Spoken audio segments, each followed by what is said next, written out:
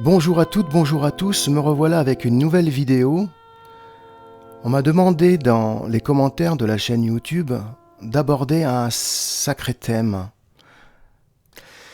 Et oui, l'âme n'est pas présente que dans les êtres qui construisent des châteaux, des ponts, des routes bitumées, des cathédrales, des pyramides qui ne laisseront aucune trace dans 1 million d'années. La médiumnité, c'est comme la voyance. La seule différence, c'est qu'en médiumnité, l'on communique non pas avec des vivants, mais des gens qui ont vécu forcément sur Terre et qui sont actuellement maintenant dans l'au-delà. Être médium, c'est être en disponibilité pour que l'esprit disparu de Terre, mais bien vivant au ciel, délivre son message. Alors oui, l'animal a une enveloppe remplie d'une âme, comme nous autres. Quelle est la différence? Aucune. Il passe juste la rive du visible à l'invisible. Savez-vous que des scientifiques de haut nom posent une hypothèse bien surprenante pour le commun des mortels? Que le passé se déroulerait toujours comme le présent et l'avenir en même temps. L'existence serait un peu comme cette vidéo où vous avez possibilité de reculer ou d'avancer le film. La vie est énergie, et l'énergie ne perd jamais son existence. L'onde émise crée un rond dans l'eau, et le tracé du rond dans l'eau donne naissance au début, et le tracé futur, déjà calculé à l'avance, est donc ce qui sera. J'ai eu affaire sur 37 ans de pratique de voyance, de magnétisme, de médiumnité, à bien des histoires remplies d'extraordinaire en 2 mots. Car en fait, tout est extra, mais ordinaire. Ce monde-là est forcément fascinant, mais ordinaire, car il ne faut pas formuler cet invisible avec des termes pompeux, qui nous éloigneraient de nous-mêmes et d'eux. Ces gens qu'on aime et qui sont dans l'au-delà. C'est ordinaire, car tout est normal. Tout est de ce monde, aussi bien visible qu'invisible. Je vais vous parler donc d'une anecdote vécue avec un cheval, que son propriétaire, comme on dit, avait toutes les peines du monde à le calmer. Il faisait des petites courses dans des hippodromes. Et d'après son âge et sa forme, ce n'était pas normal qu'il baisse de la sorte de catégorie. Je commence la séance en demandant son nom et son âge. J'ai senti directement qu'il était triste et nerveux, que tout ce qu'on lui disait était pour lui que du vent qui passait dans ses oreilles. Il ne se sentait pas bien du tout.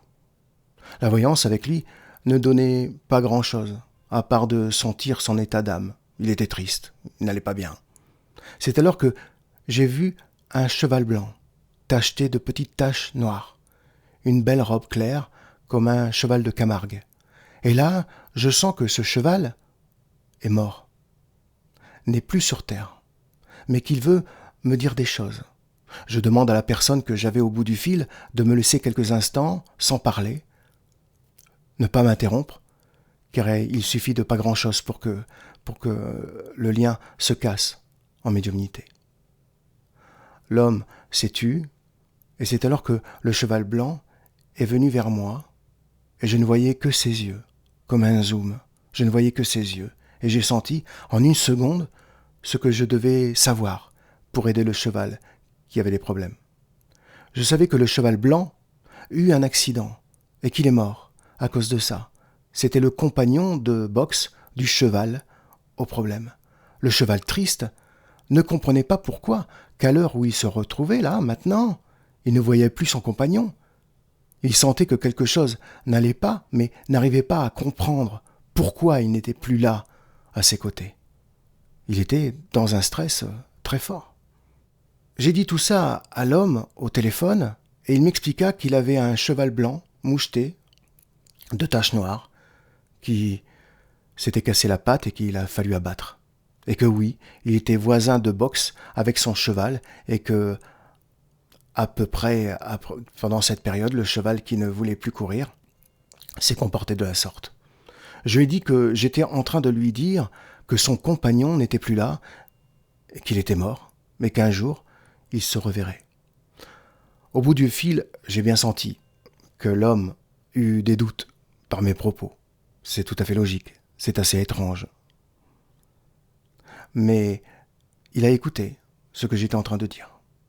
J'ai fini par lui dire qu'il fallait mettre dans le box d'à côté, là où le cheval blanc se trouvait, d'y mettre sa selle.